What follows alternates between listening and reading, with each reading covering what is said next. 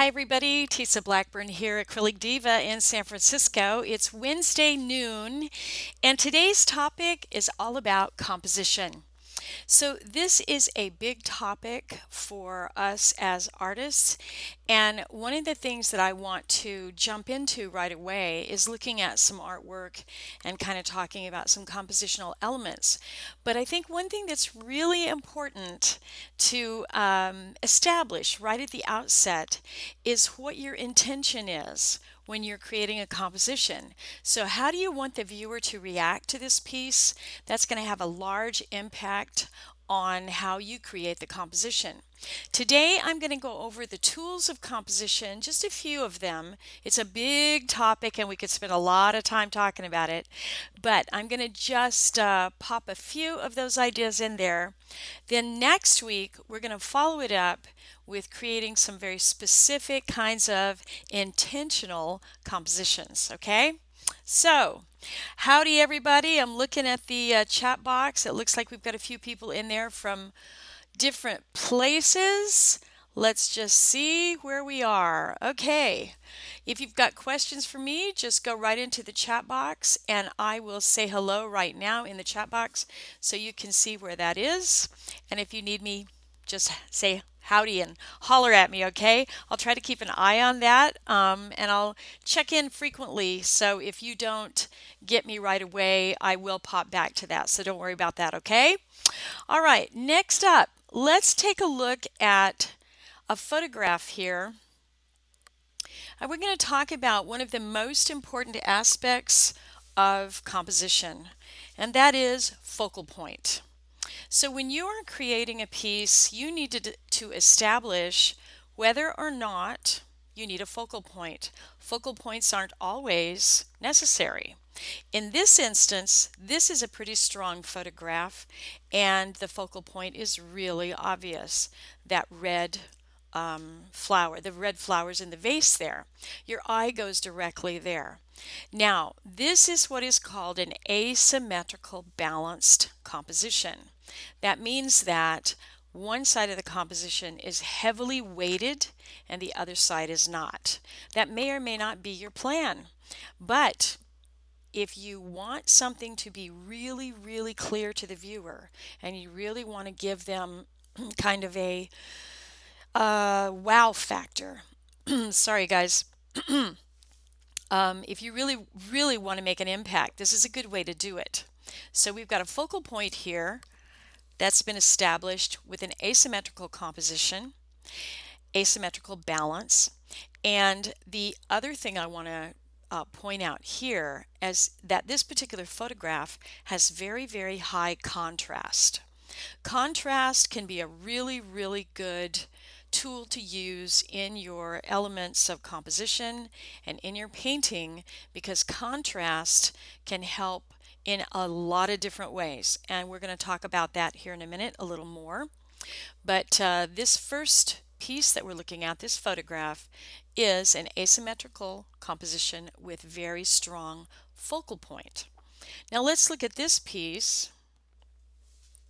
This is one of my paintings, and you will notice here that there is no really strong focal point.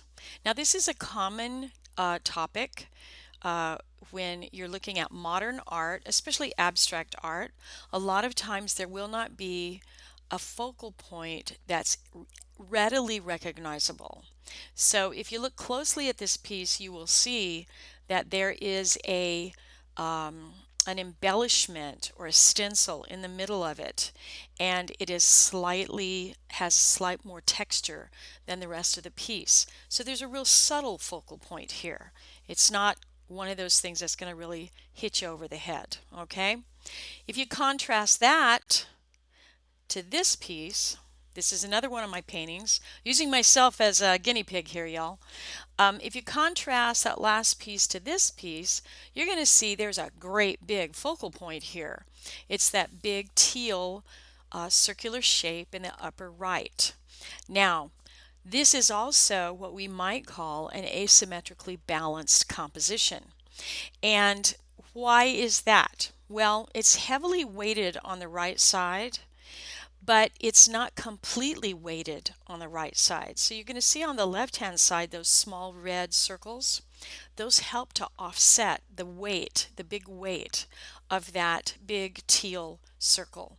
And then there are also some things that go off the bottom edge down there in the bottom center, that little square, that little dark square that goes off the bottom edge, that also helps to balance the focus between that really large teal shape and all of the other elements in the piece. And one thing you should know about putting things on the edge of the canvas or the edge of the paper, anytime you put an element on the edge of the paper, it's going to have a lot more energy and draw a lot more focus than things that are not on the edge of the paper. So that small square at the bottom and that red circle to the left that goes off the page, those two things, even though they're small, will counterbalance that great big blue circular shape. And the fact that they are red and darker than the big blue shape will also help to counterbalance that the weight there. So it's really important to take all of these elements into account when you're working, and it's not just a matter of big blue shape, small red thing. You have to kind of play with it and work with the balance and stuff, okay? So let's jump over to one here that is asymmetrically balanced on the vertical. This is also one of my pieces, and you can see here that I've got a lot of weight on the right hand side and a lot of color, and then I'm splitting that page down on the 1/3 line. We're going to talk about rule of thirds here in just a minute. I'm splitting the page down on that 1/3 line vertically, and you can also see that that green element that has a little bit more texture than the rest of the piece is also landing pretty close to that 1/3 line. So we're going to talk about the rule of thirds and the sweet spots and stuff here in a minute, but I just wanted to kind of point out some of these elements. Now, let's look at another photograph, and we can talk a little bit about the rule of thirds, which I think is super important when it comes to creating really good compositions. I want to just say hi to Coho. I see you there. Hi, Frida. I see you guys. You won't see a whole lot of my talking head today because I'm going to do a lot of talking about composition, and it's a big topic. So in this photograph right here, these are two of my pieces in a photograph, and they're staged for advertising. And one of the things you're going to notice here again is we've got that asymmetrical composition going on. Now think about asymmetrical composition and what is pleasing and what is not. So when you think about things that are slightly off balance, you're going to get some really cool compositional elements because they have a little bit of energy and they have a little bit of tension. So there are different types of energy that you can create in your painting, but if you want a little bit of tension, you want a little bit of energy, then you're probably going to want something that's slightly asymmetrical. On the other hand, if you want something that is a little bit more meditative, maybe a little bit more soothing, then you might want something that has less tension. Okay, so let's look at something. I'm going to pull up an image here for you. Let's look at something that has a little bit less tension, and I'm just going to grab it. Give me just a second here. You're probably going to recognize this piece. This is Mark Rothko, a fabulous, fabulous color-filled painter who's no longer with us. This piece is also asymmetrically balanced, but it's asymmetrically balanced vertically.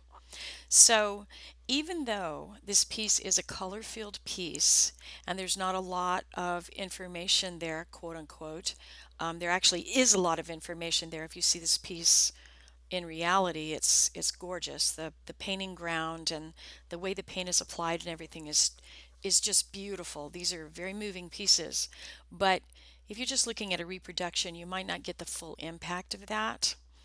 But one thing that Rothko has done here is he has created a little bit of tension between that top yellow shape and the bottom orange shape.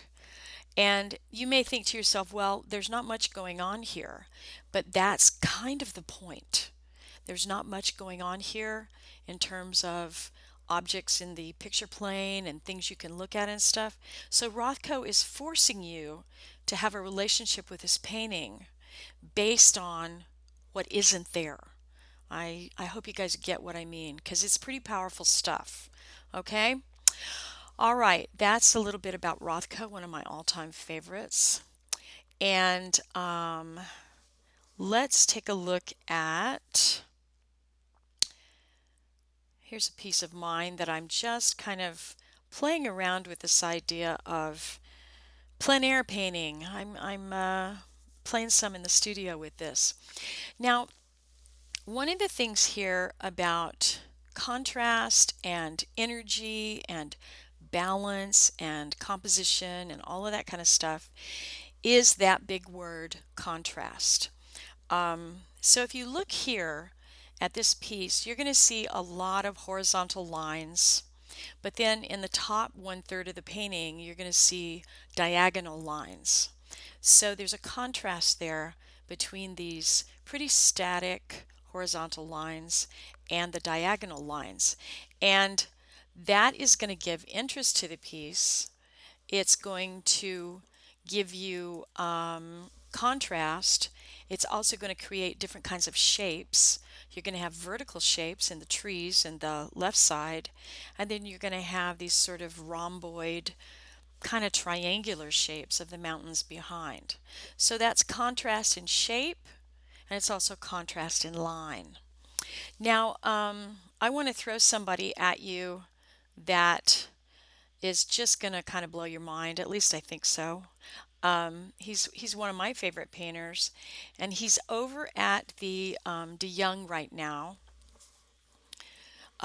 We've got a really nice exhibit of his work over at the De Young, and let me just grab it real quick and pull it up for you.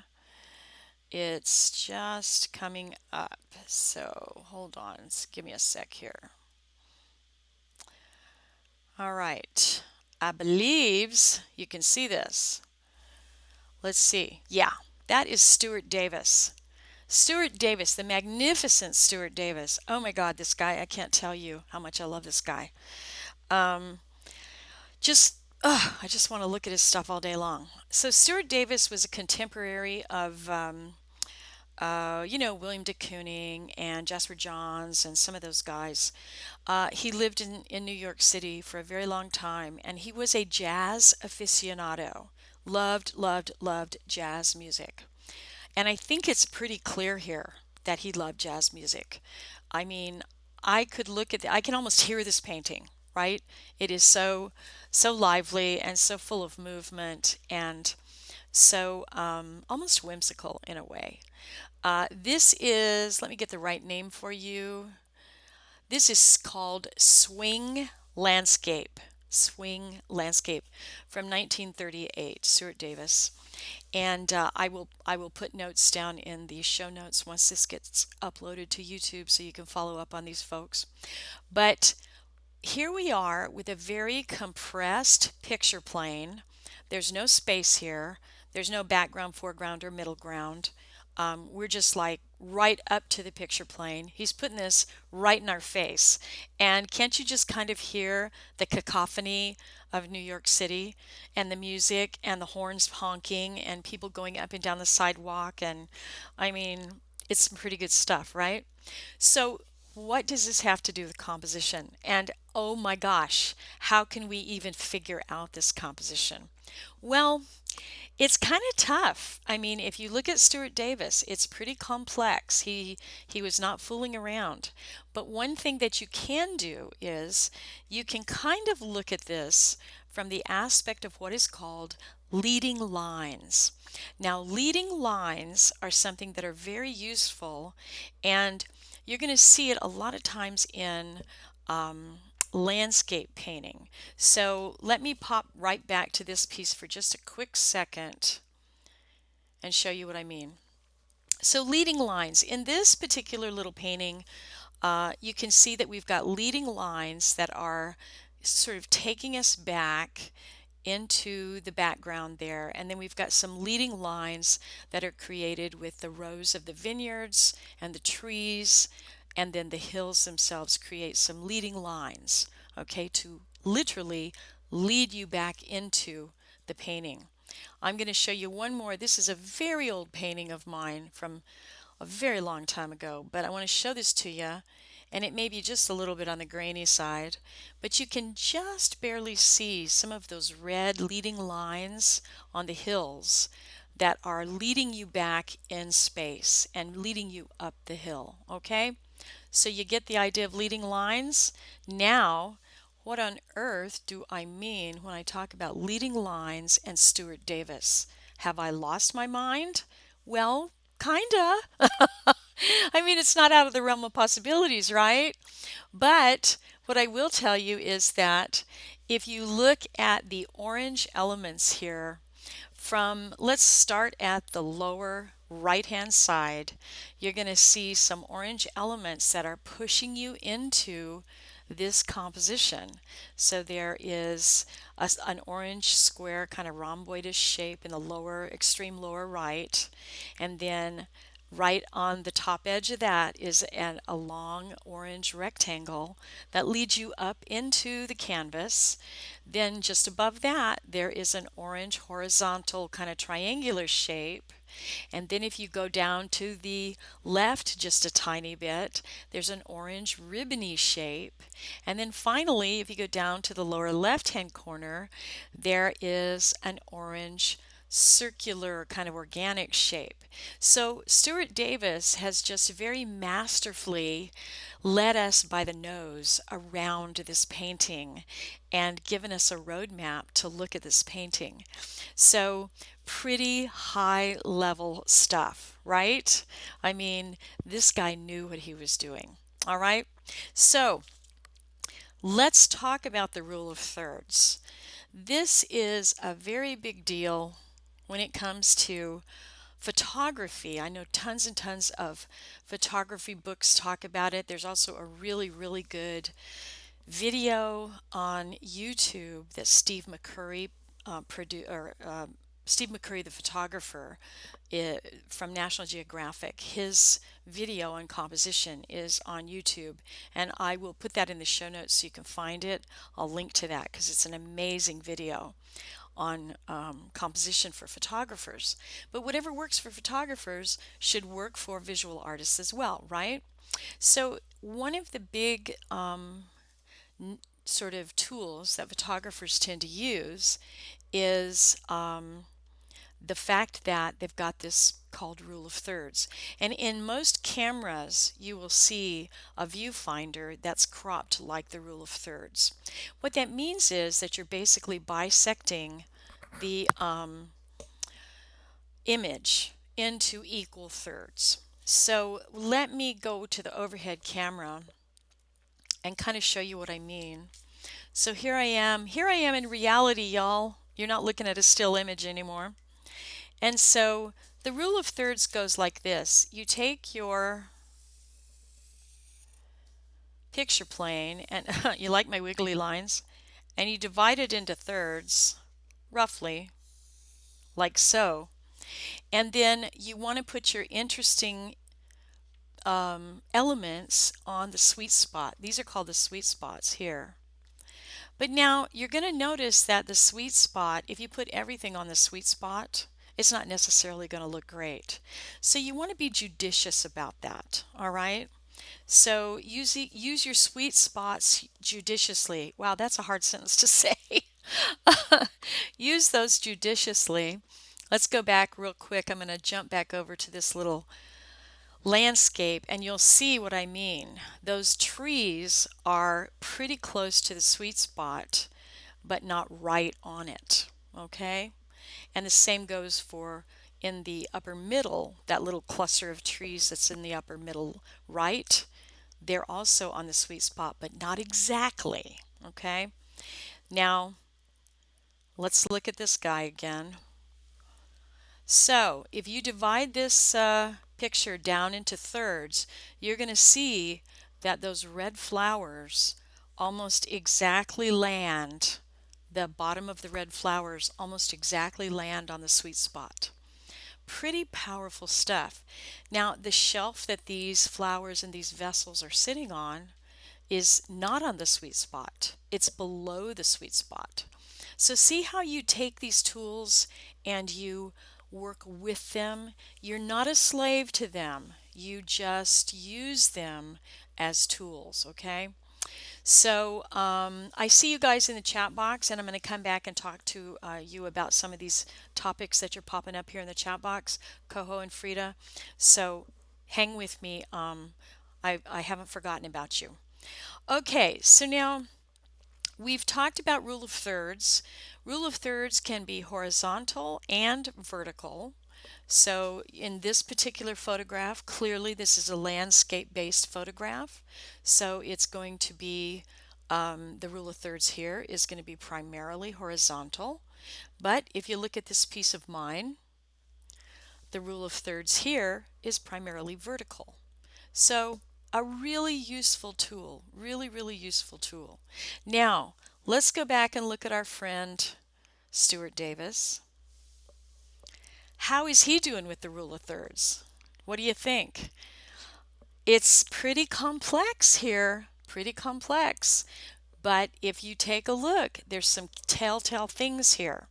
So on the left-hand side, you can see a pink shape jutting in on the left-hand side, and it's almost bang on the sweet spot on that bottom 1/3. Pretty amazing, right? Pretty amazing. Okay, so that's some information about the rule of thirds and a little bit about focal point and contrast. Now, I want to just pull up one more image for you guys. And when we talk about contrast and focal point, I wanted to actually just let me grab this photo here real quick because there's a really interesting image that I use quite often, and I'm hoping I can find it. Hang on, guys. Yeah, I'm not finding it. Tell you what, I will be back in just a minute. I'm going to just grab this so you don't have to just stare at a talking head or actually stare at Stuart Davis. Actually, that's not a bad idea, is it? You can stare at Stuart Davis for just a second while I find this photograph, okay? Um, talk amongst yourselves.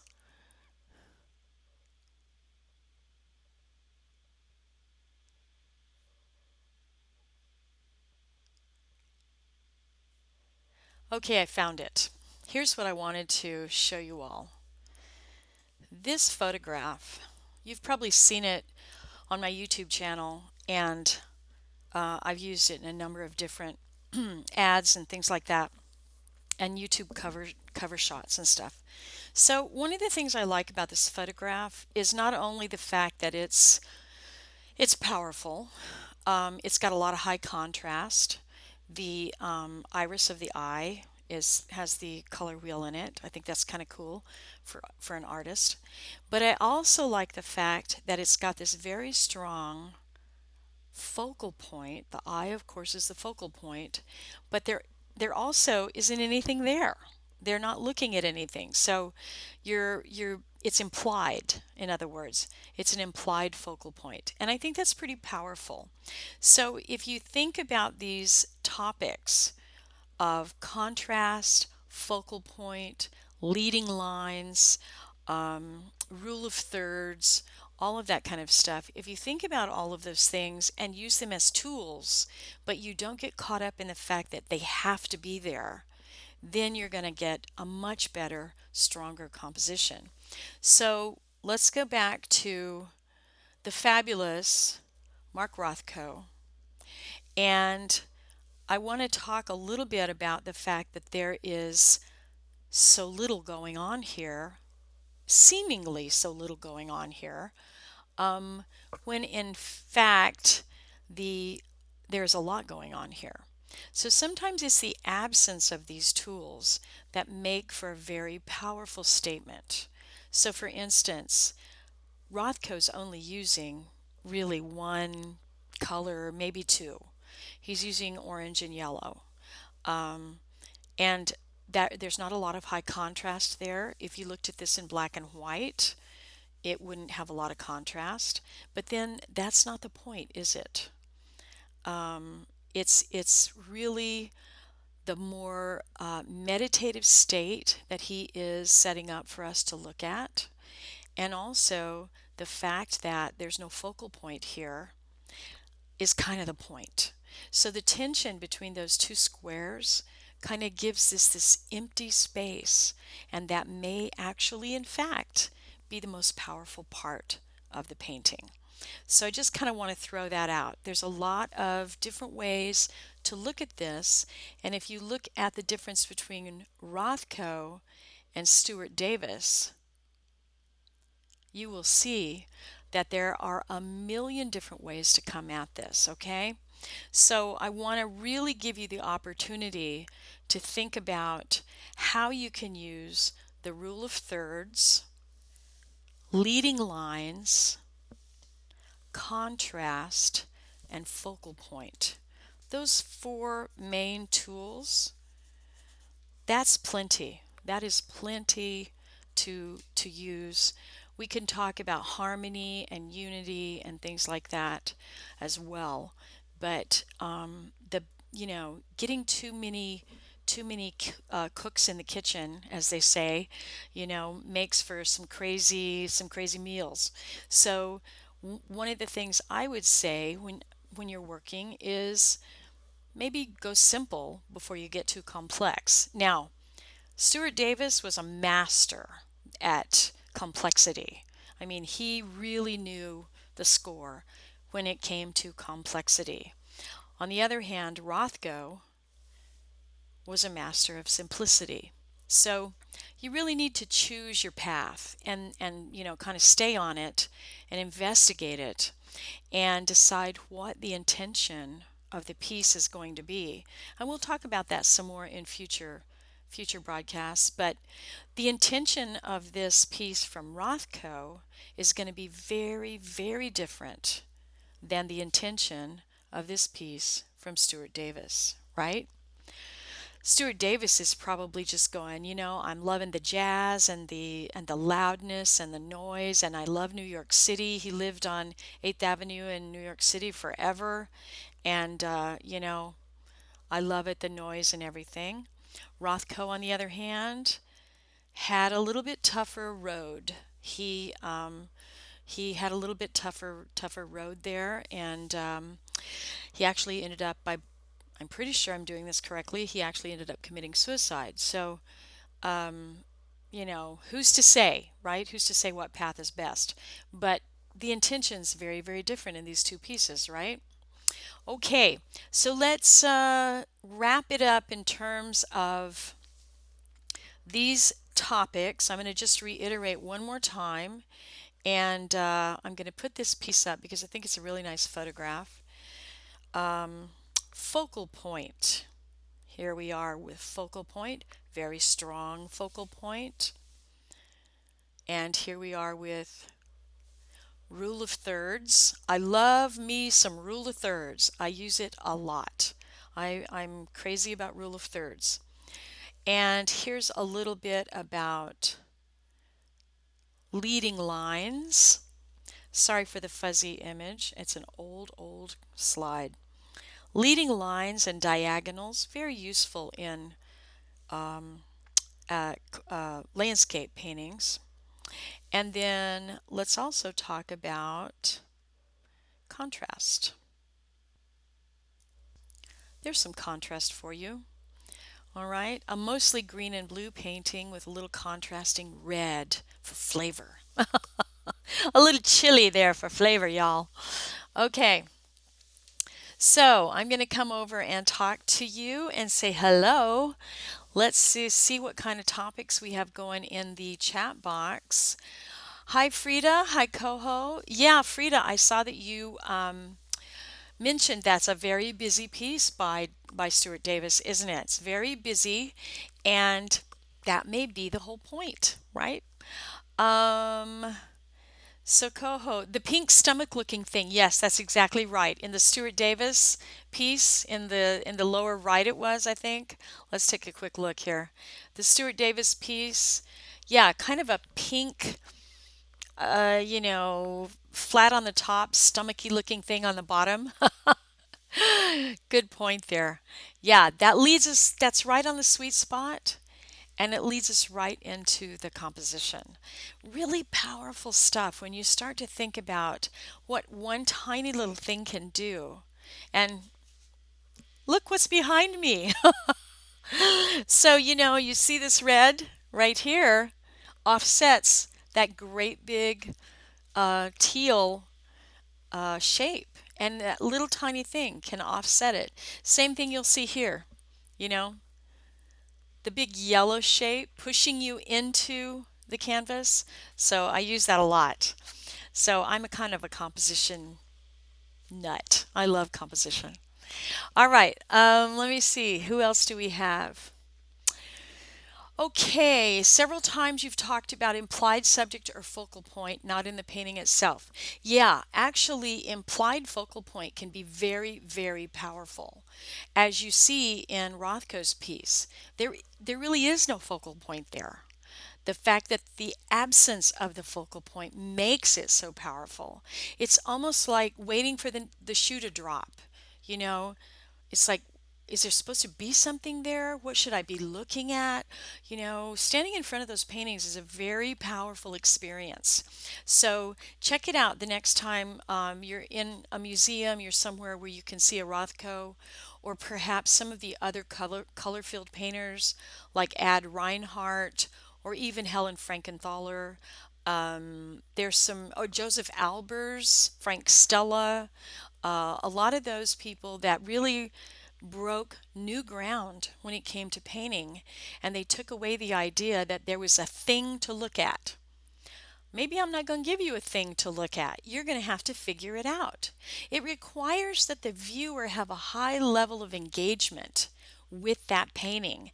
And hey, that's a win in my book, right? If you can get the viewer to engage with that painting, you have done your job. I mean, hands down. Now, are they going to be happy? Maybe not. Maybe they're engaged and they're cranky. Maybe they're engaged and you made them furious. But they're engaged, okay? And that's what we're supposed to do as artists. We're supposed to engage the viewer. That's our job. Um, Davis, the blue in the background is acting like a negative space. It grounds the painting. Good eye. That's a really good point. Let's look at Davis again. He definitely is grounding down the painting, grounding down. He's grounding the painting with that blue and holding you to make sure you don't completely fly off the page with all of those wild shapes and crazy colors he's using. So yeah, that blue is a big, definite grounding element. Good eye, Coho. Frida, my eyes do follow the colors, which takes me around the canvas, and every time my eyes follow something off the edge of the canvas, there's something near it to draw my eyes back onto the canvas. Precisely. I mean, that's why Stuart Davis is the man, okay? Was an awesome painter, and if you get a chance, if you're in the Bay Area, I think the show that's at the DeYoung ends sometime in August. Well worth the trip. He's an amazing painter. He really is. And of course, there's tons of books and stuff with his work in it. Okay, Coho, can you put some of those names in the show notes, the names of the painters who broke new ground? You bet I can. I'm going to pop them right here before I forget. So we're going to talk about Joseph Albers, Frank Stella. Who else did I say? Helen Frankenthaler, you guys probably know her. Ad Reinhardt, ooh, who I love. I love Ad Reinhardt. Um, I'll think of some more here in a minute. But those are some of the color field painters, and all you really have to do is go into Google and Google color field painters, and you're gonna a lot of that's gonna pop up. Some amazing painters. Now I have to tell you, they're gonna make you work for it. They are gonna make you work for it. So what I mean by that is that these are painters who were so involved with the technical aspects of the color and the paint on the canvas and the way the color reflected the light and so on. High level of investigation there on their part with these very technical tools. Not everyone feels comfortable hanging with those guys. You know, a lot of people are like, ain't nothing going on. What am I supposed to look at? Well, that's okay too, But you take, for instance, Rothko. There is a pink and red Rothko that we have in the permanent collection at the Museum of Modern Art. I can't even, I can almost barely not stand in front of it. I mean, I can almost not bear to look at it. I well up with tears every time I stand in front of it. I can't help it. I don't know. It just moves me so deeply. And it's nothing but red and pink paint on canvas. Now, how did he do that? I don't know. I don't know. That's, he's a painter's painter, but it's a very moving piece. So take from that what you will, but I have to tell you that these color field painters, when you get to someone like Rothko, let's put him up here again. When you get to someone like Rothko, he makes you work for it. He really does. And in my humble opinion, it's worth it. It's worth it every time. Boy, I love me some Rothko.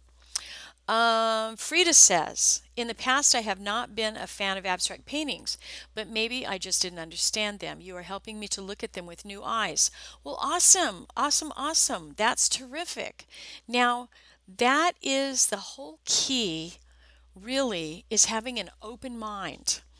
And, a lot of times coming to abstract work, it makes you work a little bit harder, right?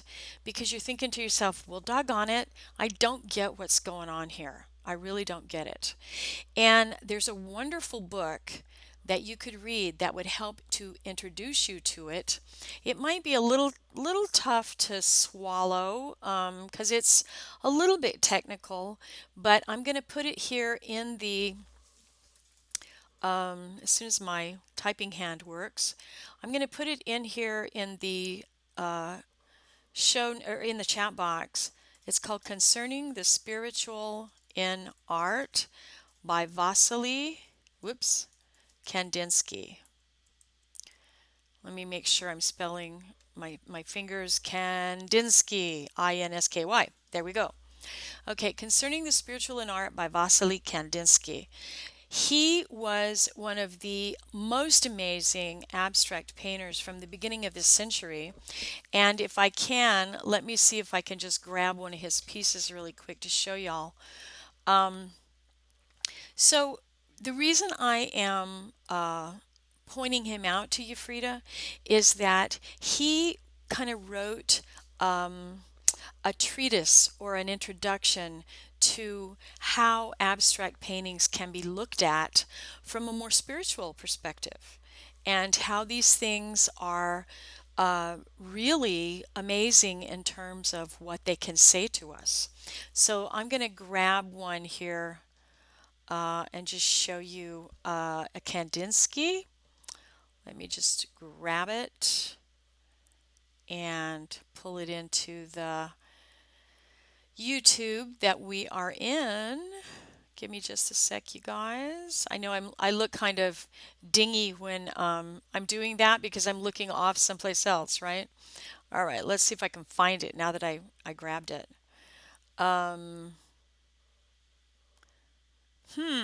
Okay, let me try that one more time. Hang on. I want to show you this Kandinsky piece because it's pretty cool. I mean, he's an amazing was an amazing. I talk about these guys like they're still with us, don't I? Like they're just down the corner having coffee, right? Because I kind of think that they are.